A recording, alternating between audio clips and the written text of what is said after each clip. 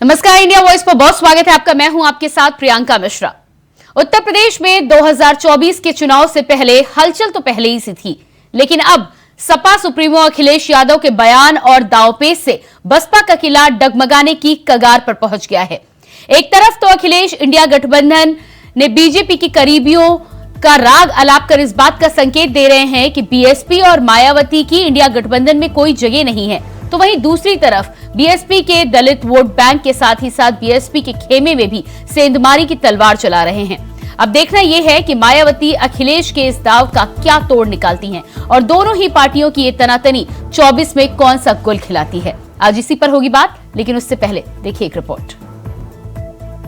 सब caste census कर रही है। इंडिया में शामिल हो बीजेपी को हराने के लिए जो इंडिया बन गया है गठबंधन, यही आगे बढ़ेगा। जिसके संबंध भारतीय जनता पार्टी से अच्छे हैं, उसको इस गठबंधन में नहीं ले जाएगा। तो सुना आपने सपा अध्यक्ष अखिलेश यादव का ये बयान। मायावती को लेकर अखिलेश संकेत और संदेश दे रहे हैं कि जो बीजेपी का करीबी है, उन्हें इंडिया वाले विपक्षी गठबंधन में कोई जगह नहीं मिलेगी। वैसे जिस वक्त अखिलेश यादव ये बयान दे रहे थे, तब उस वक्त उन्होंने ना तो मायावती का नाम लिया और ना ही बीएसपी का जिक्र किया, मगर संकेत और संदेश साफ था कि उन्हें इंडिया वाले गठबंधन में किसी भी कीमत पर मायावती की मौजूदगी मंजूर नहीं है। तभी तो जब पत्रकारों ने अखिलेश यादव से इंडिया गठबंधन में मायावती को लेकर सवाल किया, तो अखिलेश ने ये जवाब दिया। कांग्रेस अब कास्ट सेंसस कर रही है। इंडिया में शामिल हो बीजेपी को हराने के लिए जो इंडिया बन गया है गठबंधन, यही आगे बढ़ेगा। जिसके संबंध भारतीय जनता पार्टी से अच्छे हैं, उसको इस गठबंधन में नहीं ले जाएगा।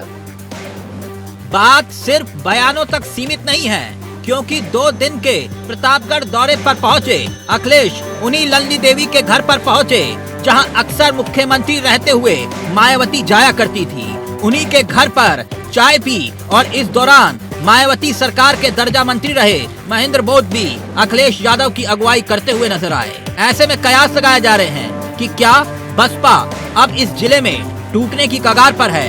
यानी अखिलेश सिर्फ बयान नहीं दे रहे, मायावती पर सियासी नजरिए से वार भी कर रहे हैं और रणनीति के तहत बीएसपी को घाव भी दे रहे हैं। राष्ट्रीय अध्यक्ष माननीय अखिलेश यादव जी ने स्पष्ट तौर पे कहा है कि जो भी पार्टी एनडीए के करीब दिखाई देगी, उससे हम लोग समझौता नहीं करेंगे, उसको गठबंधन में हम लोग शामिल नहीं करेंगे और इंडिया गठबंधन में वही शामिल होगा जो भारतीय जनता पार्टी और एनडीए गठबंधन से लड़ाई लड़ रहा होगा।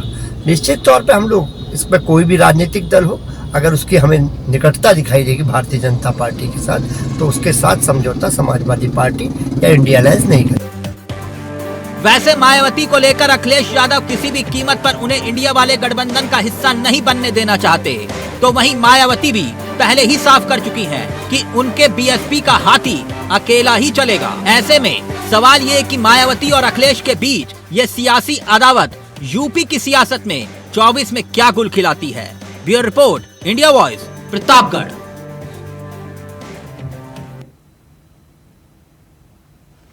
तो जिस तरह से अखिलेश यादव का ये बयान सामने आया है, इसके बाद उत्तर प्रदेश में लोकसभा चुनाव से पहले एक बार फिर से राजनीतिक गलियारों में हलचल मच गई है। एक तो इंडिया गठबंधन को लेकर अखिलेश यादव ने यह साफ कर दिया है कि भारतीय जनता पार्टी की करीबी पार्टियों की इंडिया गठबंधन में कोई जगह नहीं है। साफ तौर पर यहां पर अखिलेश निशाना साधते हुए नजर आए हैं बहुजन समाज पार्टी यानी कि मायावती को लेकर, क्योंकि घोसी उपचुनाव से पहले लगातार जिस तरह से चर्चाएं निकलकर सामने आ रही थी, यह माना जा रहा था क्योंकि मायावती ने या बहुजन समाज पार्टी ने जिस तरह से अपना कोई उम्मीदवार नहीं उतारा है, ऐसे में कयास लगाए जा रहे थे कि दोनों तरफ रुख किया जा सकता है बहुजन समाज पार्टी का। लेकिन अखिलेश यादव के इस बयान के बाद एक तो उस पर संकेत साफ हो गए हैं कि बहुजन समाज पार्टी ने भी ये साफ कर दिया है कि वो अकेले ही लोकसभा का चुनाव लड़ेंगी। दूसरी तरफ से अखिलेश यादव ने भी इस बात का संकेत दे दिया है कि बहुजन समाज पार्टी हो या भारतीय जनता पार्टी की कोई भी करीबी पार्टी हो, इंडिया गठबंधन में उनके लिए कोई जगह नहीं है। इस बात को साफ कड़े शब्दों में अखिलेश यादव ने कह दिया है। इसके साथ ही साथ जिस तरह से आप तस्वीरें देख पा रहे हैं, अखिलेश यादव आजकल उत्तर प्रदेश में कहीं ना कहीं समाजवादी पार्टी का दायरा बढ़ाने के लिए बहुजन समाज पार्टी यानी बीएसपी के किले में सेंधमारी करने की तैयारी कर चुके हैं या कहने की कर रहे हैं। ये तस्वीरें आप देख पा रहे हैं, अखिलेश यादव की तस्वीरें हैं। जहां पर वो पहुंचे थे, लल्ली देवी के घर पर पहुंचे थे। कहा जाता है कि मायावती जब मुख्यमंत्री थी तो अक्सर इनके घर जाया करती थी, करीबी रिश्ता है। और ऐसे में अखिलेश यादव का उनके घर जाना, साथ ही साथ बसपा सरकार में मंत्री रहे महेंद्र बोध अखिलेश यादव की अगवानी करते हुए नजर आते हैं। तो जिस तरह से ये दांवपेच, ये समीकरण नजर आ रहा है, ये समीकरण राजनीति में कोई नया नहीं है, लेकिन ये जरूर है कि इस तरह के जब समीकरण बनते हैं तो कयासों का दौर भी शुरू हो जाता है।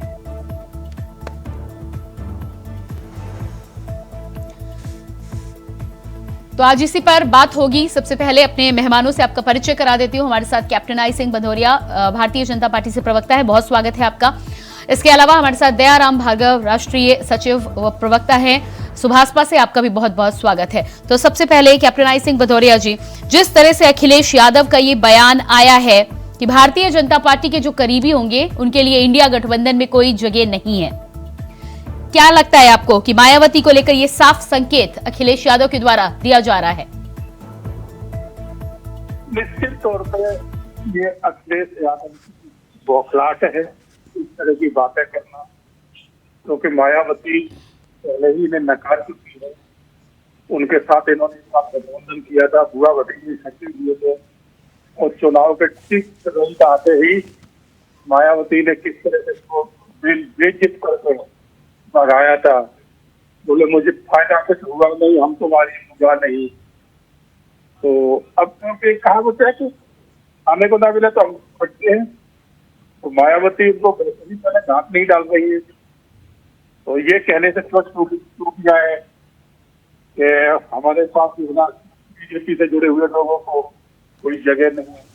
अरे आप खुद आपको कहीं जगह नहीं मिल रही है कि आप ऐसे लोगों की साथ खड़े हुए हो जो भ्रष्टाचार में इतने डूब चुके हैं कि उनके रोज जेल में जा रहे हैं। एक इनके सहयोगी जेल में चले गए, और भी दूसरे जाने वाले हैं, कुछ बेल पे घूम रहे हैं। तो अखिलेश के पास घूमने को कुछ है नहीं। बौखलाहट में वो पता नहीं क्या क्या कह जाते हैं। वो जानते हैं कि दो बार हुए विधानसभा चुनाव में कुछ मिला नहीं है, और लोकसभा में कुछ होने वाला नहीं है। उत्तर प्रदेश में जितने भी 17 निगम है, 17 निगम में 17 के 17 भारतीय जनता पार्टी के पास है।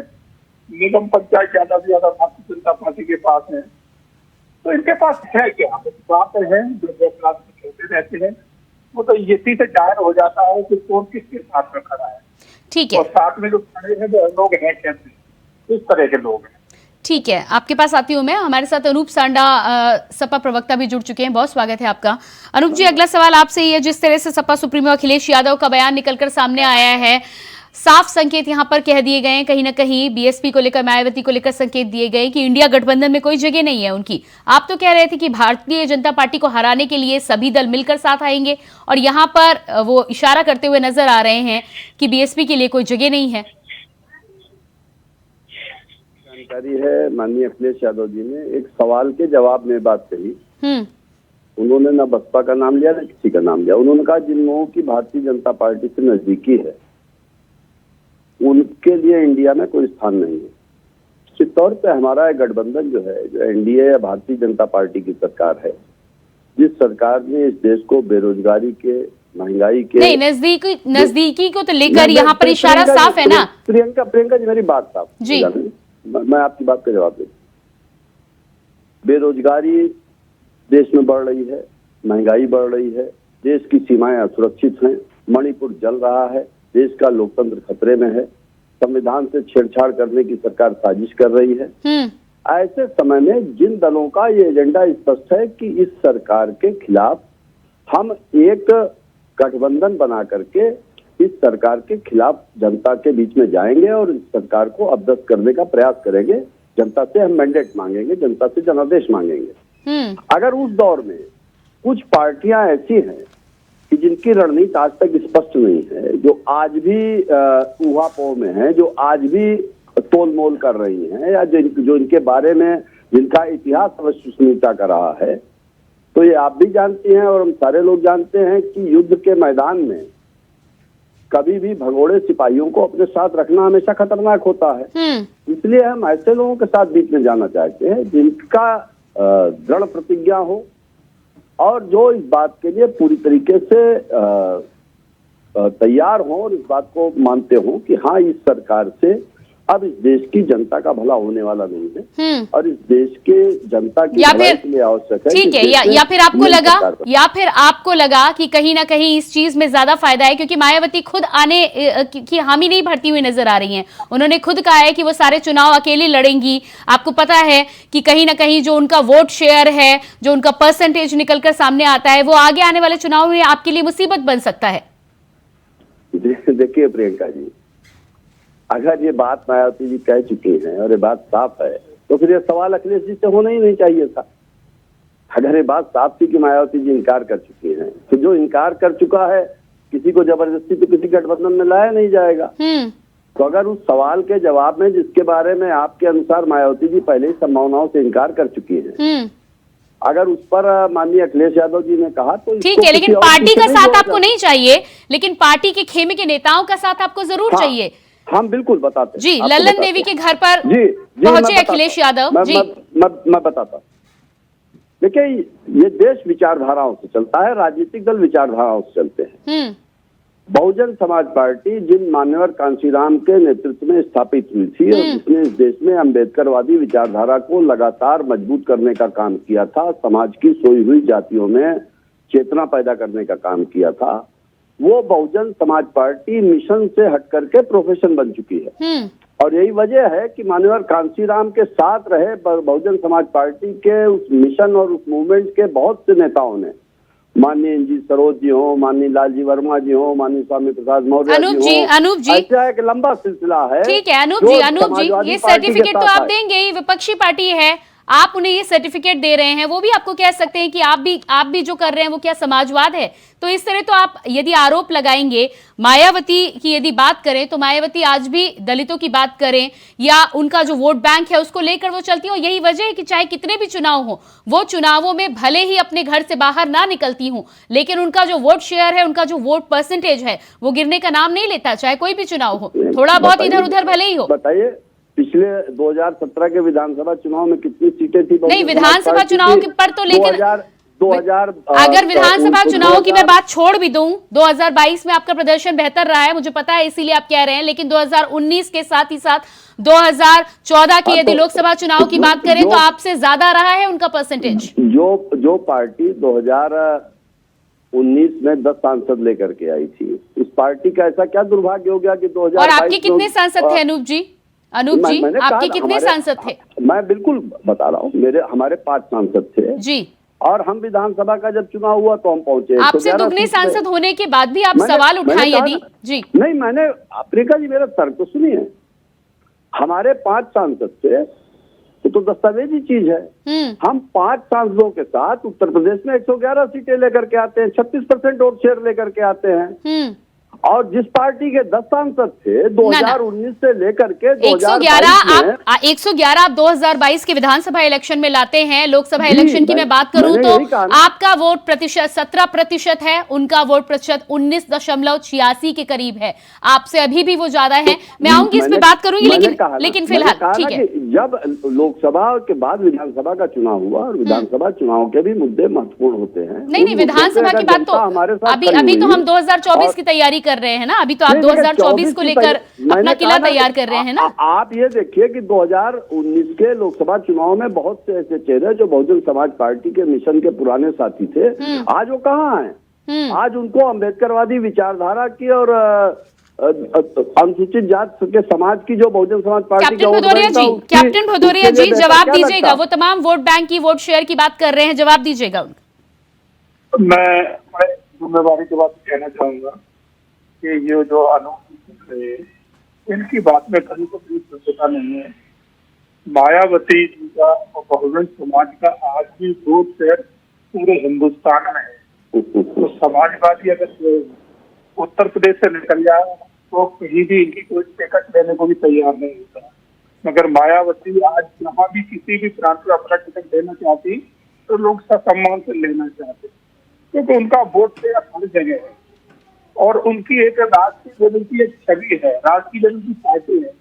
मतलब समाजवादी कहाँ से कहाँ तक पहुंचे। आज इतनी पुरानी पार्टी, 4 बार उत्तर प्रदेश में आप मुख्यमंत्री रह चुके हैं, अखिलेश और मुलायम सिंह जी दोनों जने मिलके अगर उत्तर प्रदेश से आगे नहीं निकल पाए, क्योंकि सोच नहीं है आपकी पार्टी की सोच सिर्फ एक परिवार की सोच चलेगी। अब ये कह रहे थे क्या नाम, विचारधारा की बात कर रहे थे। अरे विचारधारा तो आप भी समाजवाद लेके चले थे, लोहिया जी का नाम लेके आपने पार्टी खड़ी करी थी। क्या लोहिया जी के विचार आपके अंदर है? समाजवाद है आपके अंदर? परिवार के अलावा कुछ नहीं है। एक ही पार्टी के सारे एक ही पार्टी में पदाधिकारी बन गए। मुलायम सिंह अपनी वसीयत जो है ना अखिलेश के नाम पर गए, भाई के नाम भी नहीं करी, जबकि उसी भाई ने इस पार्टी को खड़ी करने के लिए बहुत कुछ भूमिका निभाई थी। और वो क्या पूरा देश भूल सकता है अमर सिंह जी को, जिन्होंने फाइनेंशियल तौर पर पार्टी को मजबूत किया था। नहीं तो इनके पास कुछ नहीं था। मुलायम सिंह ठीक है, ठीक है कैप्टन भदौरिया जी, मैं दयाराम जी से मेरा अगला सवाल है। दयाराम जी, जिस तरह से अखिलेश यादव का ये बयान आया है सामने कि जिन लोगों की बीजेपी से करीबी है उनकी इंडिया गठबंधन में कोई जगह नहीं है, क्या कह रहे हैं इस पर? आपका क्या लगता है आपको कि गठबंधन में तो जगह नहीं है, लेकिन पार्टी खेमे के नेता जो हैं उनके लिए हमेशा जगह है? देखिए, समाजवादी पार्टी और घमंडिया गठबंधन जेल और बेल से बचने के लिए, अपने भ्रष्टाचार को बचाने के लिए इन्होंने ये गठबंधन किया जो ठगबंधन कहलाता है। अभी हमारे भाई जो है अनूप साड़ा जी कह रहे हैं कि बहुजन समाज के बहुजन नायक बाबा साहब डॉक्टर भीमराव अंबेडकर, मानवर काशीराम की बड़ी चर्चा कर रहे थे। जब ये सत्ता में थे, तो जब दलितों के नाम पे कोई जिला बना था तो उसको हटाने का काम समाजवादी पार्टी सरकार ने किया। समाजवादी सरकार में बहुजनों को यानी एससी को जो प्रमोशन में आरक्षण मिलता था प्रियंका जी, उसको खत्म करने का काम समाजवादी पार्टी ने किया। और उसके बाद आप जिस वोट बैंक की बात करते हैं, 2002 का ब्रह्मदत्त द्विवेदी अगर ना होते और लखनऊ के गेस्ट हाउस कांड का जो चीर हरण हुआ, जिस तरह आज बहन कुमारी मायावती आज इस धरती पे है, हमें नहीं लगता अगर वो भाजपा के नेता विधायक ना होते तो शायद आज वो धरती पे नहीं होते। तो समाजवादी पार्टी की गुंडई, दबंगई, जमीन पे कब्जा कराना, गरीबों के छप्पर मड़ैया को उजाड़ करके अपना बनाना, ये समाजवादी पार्टी की फितरत रही है। ये लोग तो हमेशा जो वोट शेयर की बात करते हैं, लेकिन जब हक अधिकार देना हो, उनको सम्मान देना हो, तो समाजवादी पार्टी गुंडई पे उतर आती है। अनूप जी जवाब दीजिएगा। गुंडई के सिवा बीच में टोकने की प्रियंका जी सुन तो लीजिए, सुन लीजिए प्रियंका जी, सुन लीजिए, मेरी बात पूरी नहीं हुई। मैं आपसे प्रियंका जी आपके माध्यम से इनसे जानना चाह रहा हूँ, समाजवादी पार्टी जब सत्ता में होती है तब किसी की चिंता नहीं है, तब उसे दो की चिंता होती थी। बार बार मैं बता रहा हूँ, तब इन्हें इन बहुजन नायकों, बहुजन, SC ST, अति पिछड़ा, माइनॉरिटी, कोई इनको दिखाई नहीं देता था प्रियंका जी। ये तो नशे में इतना मदमस्त थे, इनको ये नहीं समझ में आ रहा था जो अति पिछड़ा समाज था, बोरा भर भर के इनको सरकार बनाया। लेकिन दयाराम जी सुनिएगा प्रियंका, मेरा भी सवाल छोटा सा सुन लीजिए। आप भी तो अभी तक साथ ही थे, अभी आपको समझ में आया है, जल्दी ही समझ में आया है, लेकिन इससे पहले आप जब गए थे साथ में तो किस आशा के साथ गए थे, आप किस उम्मीद के साथ गए थे? बिल्कुल, आपने बहुत अच्छा प्रश्न किया प्रियंका जी। देखिए, सुहेल देव भारतीय समाज पार्टी अनवरत हम गांव, गरीब, किसान, मजदूर, नौजवान, वंचित समाज के हक अधिकार की और 75 साल की आजादी में जिन जाति के लोगों को राजनीतिक, शैक्षणिक, आर्थिक रूप से बिल्कुल कुछ नहीं मिला है, उनकी हम भागीदारी दिलाने के लिए समाजवादी पार्टी के साथ गए थे। समाजवादी पार्टी के मुखिया अखिलेश यादव ने आश्वस्त किया था, राजभर जी हमारे साथ आएंगे, जो आपके विजन वो हमारे विजन है, जो आप चाह रहे हो अधिकार मिलेगा। 2022 के चुनाव में प्रियंका जी जब समाजवादी पार्टी के साथ गठबंधन में गए थे, जब हम इनसे कहे कि क्या नाम है, आप अर्कबंसी लड़ा दो, अरक लड़ा दो, बहलिया लड़ा दो, बंजारा लड़ा दो, इस तरह की तमाम ऐसी पिछड़ी जो जातियां हैं, ये हाँ करते रहे, लेकिन किसी को इन्होंने नहीं लड़ाने का काम किया। वो समाज इसीलिए तो रूठा है, उस समाज से रूठने का मुझे जवाब लेने दीजिएगा। दयाराम जी मैं आपके पास वापस आऊंगी, अनूप जी जवाब दीजिएगा। जी, मेरी बात प्रियंका जी पूरी हो जाने दीजिए। मुझे बड़ा आनंद हो अपने दोनों मित्रों की बात सुन करके, क्योंकि बहुजन समाज पार्टी का कोई प्रवक्ता तो है नहीं इसमें। और एक पिक्चर मैंने देखी थी, राम और श्याम, जिसमें दो जुड़वा भाई थे, अगर एक को चोट लगती थी तो दर्द दूसरे को होता था। बहुजन समाज पार्टी पे मैं बोल रहा हूँ, सफाई हमारे भाजपा के मित्र दे रहे हैं, तो इससे अपने आप साफ हो जाता है कि किसका किससे क्या याराना है। अभी हमारे मित्र भार्गव जी बोल रहे थे, भाई मैं तो कह रहा हूँ कि आपको जिन जातियों के प्रतिनिधित्व की बड़ी चिंता है, तो राजभर जी मंत्रिमंडल के लिए लाइन लगाए खड़े हैं, उसमें स्वयं की जगह उन्हीं जातियों में से किसी को दिलवा दें प्रतिनिधित्व। अगर इतनी चिंता है, दरअसल इनकी मजबूरी क्या है कि इनको सत्ता की आरामदेह कुर्सी चाहिए, और इतने अदूरदर्शी नेता हैं कि पहले इनको भाजपा में भविष्य दिखता था पिछड़ा समाज का, वंचित समाज का, फिर एकाएक इनको लगा कि नहीं भाजपा में भविष्य नहीं है, समाजवादी पार्टी के साथ भविष्य है, फिर हमारे साथ आ गए। फिर उसके बाद जब हमारे पास सत्ता नहीं आई तो फिर एकाएक रात में इनको स्वप्न आया। लेकिन वो तो सीधा आरोप लगा रहे हैं कि भाई आपने उन्हें आश्वासन दिया कि आप उन्हें मौका देंगे, फिर पिछड़ी जातियों को वो मौका आपने नहीं दिया, इसलिए वो गए, वापस गए। अब देखिए, पिछड़ी जातियों की आप बात कर रहे हैं, अगले आने वाले चुनाव में तमाम जातियों की बात हो रही है। बता रहा हूँ ना कि ये चूंकि इनको भाजपा के गठबंधन में जाना है और भाजपा गठबंधन में जाके और उनके इशारे पे काम करना, अब इसलिए इनकी मजबूरी है कि इनको कुछ ना कुछ तो बोलना है। मैं यही पूछना चाहता हूँ कि ओम प्रकाश राजभर जी सुभाषपा जो है बहुत अनुभवी नेता हैं, ये भांप नहीं पाए क्या कि इनको पहले हम ही लगा कि हम ही उद्धारक हैं, अखिलेश जी से ही उद्धार होगा वंचित समाज का, और चुनाव हारने के बाद एकाएक इनको लगने लगा कि वो तो पिछड़ा वर्ग के। दयाराम जी जवाब दीजिएगा, अनुभवी नेता हैं, क्या भाप नहीं पाए थे?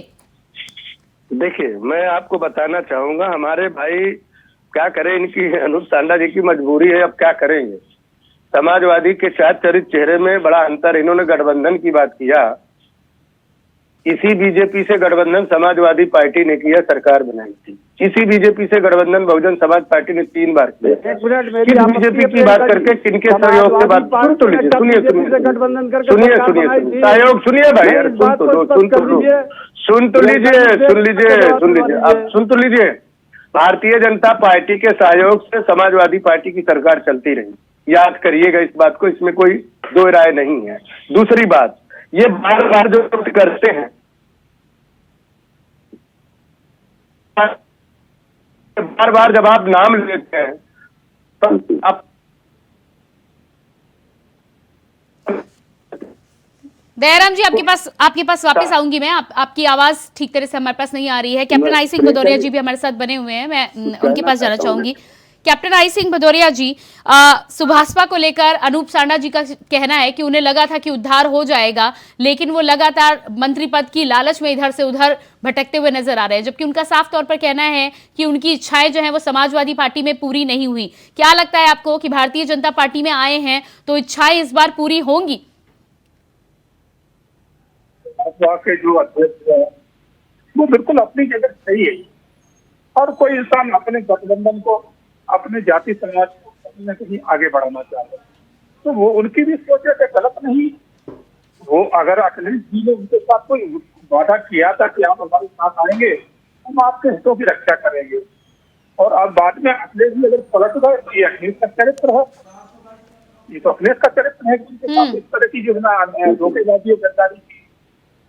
हर इंसान, हर अपने गठबंधन वाला, हर बूथ वाला, हर पार्टी वाला ये सोचता है कि मेरे पार्टी को एक ऊंचाई मिले, हमारे समाज के लोगों को समाज में एक अच्छी जगह मिले, उनको इनकी हिस्सेदारी मिले, तो उसी को लेके वो आए इनके पास। आते टाइम इन्होंने पूरे वादे किए थे इनके साथ। कुल मिला के अनूप जी, कुल मिला के यहाँ पर इस बयान से ये बात तो एकदम साफ नजर आ रही है कि पार्टी, अनूप जी से अगला सवाल है, फिर मैं दयाराम जी आपके पास भी आती हूँ। अनूप जी, ये बात तो बिल्कुल साफ नजर आ रही है कि पार्टी का साथ उन्हें नहीं चाहिए। मायावती पहले ही मना कर चुकी है, लेकिन पार्टी खेमे में सेंधमारी जरूर करनी है। पार्टी के तमाम नेताओं से बातचीत जरूर आगे बढ़ रही है। क्या लग रहा है आपको कि बसपा को तोड़कर बसपा का वोट बैंक भी हासिल कर पाएंगे आप? हम एक राजनीतिक दल हैं और हम अपना जनाधार बढ़ाने के लिए जो भी जनाधार वाले नेता हैं जो हमारी विचारधारा से प्रभावित होंगे, हमारे साथ आना चाहेंगे, निश्चित तौर पे उनके लिए दरवाजे खुले हुए हैं। यानी कि आप ये मान रहे हैं कि आने वाले कुछ समय में अनाउंसमेंट हो सकता है? नहीं, मैंने कहा ना कि अगर कोई भी नेता जो विचारधारा के तौर पर हमारे साथ जुड़ा हुआ और हमारी विचारधारा के साथ सहमति महसूस करता है। अब हम भारतीय जनता पार्टी तो है नहीं कि जो 70,000 करोड़ के घोटाले वाले अजीत पवार को 2 दिन पहले जेल भिजवाते हो और फिर एकाएक बुला करके उप मुख्यमंत्री बना दें, तो वो तो हम नहीं कर पाएंगे। लेकिन जो भी नेता जिसका जनाधार है, जो समाजवादी पार्टी की विचारधारा, डॉक्टर लोहिया, डॉक्टर अंबेडकर की विचारधारा, सिंह भदौरिया जी जवाब दीजिएगा। इस देश में अच्छा काम करना चाहता है, हमारे पास आना चाहेगा, बिल्कुल अपना आधार। कैप्टन आई सिंह भदौरिया जी जवाब दीजिएगा। उनका कहना है कि भारतीय जनता पार्टी तो है नहीं, तमाम नेता आते हैं, वॉशिंग मशीन में धोए जाते हैं, साफ हो जाते हैं और उसके बाद फिर मंत्री पद भी मिल जाता है। भारतीय जनता पार्टी में हर किसी का सम्मान है। जो भी आते हैं हमारे यहाँ, हम उनके साथ जो भी बात करते हैं बिल्कुल उसको विश्वास में लेते हैं और जो कमेंट होता है उसको भी पूरा करते हैं। तो समाजवादी जैसा हमारे साथ नहीं, हम हर उसके साथ खड़े रहते, तभी तो आज हमारे गठबंधन इतने पुराने जो चल रहे हैं आज नहीं थी। तो समाजवादी है कि इनका तुरंत गठबंधन बनता है और जीत जाता है। ठीक है, दयाराम जी दोबारा जाएंगे क्या सपा में? देखिए, यदि मंत्री पद नहीं मिला तो दयाराम जी करी है प्रियंका जी सुन लीजिए, इनके जवाब ले लीजिए। बात बता रहा हूँ, समाजवादी पार्टी 2 बार बहुजन समाज पार्टी के साथ गठबंधन करती है, 3 बार, तीसरी बार कांग्रेस से गठबंधन, 2 बार जो है राष्ट्रीय लोकदल से गठबंधन, 1 बार इन्होंने संजय निषाद की पार्टी उपचुनाव में गठबंधन किया। तो ये जब गठबंधन करते हैं तो समाज हित की बात करते हैं। लेकिन अगर माननीय ओम प्रकाश राजभर जो भारतीय समाज पार्टी के राष्ट्रीय अध्यक्ष अगर गठबंधन करते हैं तो ये लोग इसको अलग रूप देने का काम करते हैं। अब मैं इनसे ही जानना चाहता हूँ, हक अधिकार की बात हम करते हैं तो समाजवादी पार्टी के प्रवक्ता भाई को, इनके नेता, मंत्री, सांसद, विधायक सबके पेट में दर्द होता है। 3 सितंबर 2013 को माननीय इलाहाबाद हाई कोर्ट ने कहा था कि उत्तर प्रदेश में जो 196 जातियां हैं उसमें से 4-5 जातियों को जो है केवल लाभ ले रही हैं। इसको सामाजिक न्याय दायरे में ला करके सभी जातियों को लाभ देने का काम करें, नहीं बंटवारा करने का काम करें। सामाजिक न्याय समिति की रिपोर्ट बना करके बनाने का काम करिए। 2012 से 2017 के बीच में श्री अखिलेश यादव जी उत्तर प्रदेश के मुख्यमंत्री थे। तब प्रियंका जी मैं आपको बताना चाहूंगा, उस समय परिवार की इतनी बड़ी लड़ाई थी, 3 साल लोग झगड़ा झंझट में कौन मुख्यमंत्री, चाचा को लात मार करके भगाने का काम किया जो है शिवपाल चाचा को अखिलेश यादव जी ने। आज उसी शिवपाल चाचा को लेने का काम किया। जब शिवपाल चाचा जो है इधर विपक्ष में बैठे थे, अपनी पार्टी पीएसएल बना के बैठे थे, तब एक यही जो सपा के लोग कहते थे कि क्या नाम है भाजपा के बी टीम। ठीक है अनूप सांडा जी 5 सेकंड में आपको दे रही, समय नहीं है। ठीक है अनूप सांडा जी 5 सेकंड में अपनी बात पूरी करिए। 2 ही बात कहना चाहता हूँ कि अपने सवालों का जवाब देने के बजाय इनके पास समाजवादी पार्टी के ऊपर आक्षेप लगाने के अलावा कुछ है नहीं। और एक अंतिम बात ये कहना चाहता हूँ कि माननीय ओम प्रकाश राजभर जी तो बड़े बड़े दावे करके गए थे कि मैं अमित शाह जी से बात करके और मोदी जी से बात करके पिछड़ा समाज के हित के लिए सब कुछ। ठीक है, 2024 का चुनाव पास है, देखेंगे। ठीक है, जाति जनगणना। ठीक है अनूप जी समय नहीं है। बहुत बहुत धन्यवाद, आपने समय दिया। कैप्टन आई सिंह भदौरिया जी बहुत धन्यवाद आपका भी, और दयाराम जी आपका भी बहुत बहुत धन्यवाद। तो जिस तरह से हम चर्चा कर रहे थे, अखिलेश यादव के एक बयान के बाद उत्तर प्रदेश में एक बार फिर से सियासत में भूचाल आ चुका है और मायावती को लेकर जो तमाम अटकलें लगाई जा रही थी, कहीं ना कहीं इंडिया गठबंधन की तरफ से अब ये साफ हो गया है कि मायावती की एंट्री इंडिया गठबंधन में नहीं होने जा रही है। अब ऐसे में उत्तर प्रदेश में राजनीतिक गलियारों में ये जो तनातनी दोनों पार्टियों के बीच देखने को मिल रही है, 2024 का चुनाव ये बताएगा कि दोनों में से किसका ज्यादा फायदा होता है और क्या कुल राजनीति में रिजल्ट आने के बाद मिलता है। इसके लिए इंतजार करना पड़ेगा आपको भी और हमको भी। तो हमारे इस खास कार्यक्रम में इतना ही, लेकिन खबरों के लिए आप लगातार बने रहिए इंडिया वॉइस के साथ। मुझे दीजिए इजाजत, नमस्कार।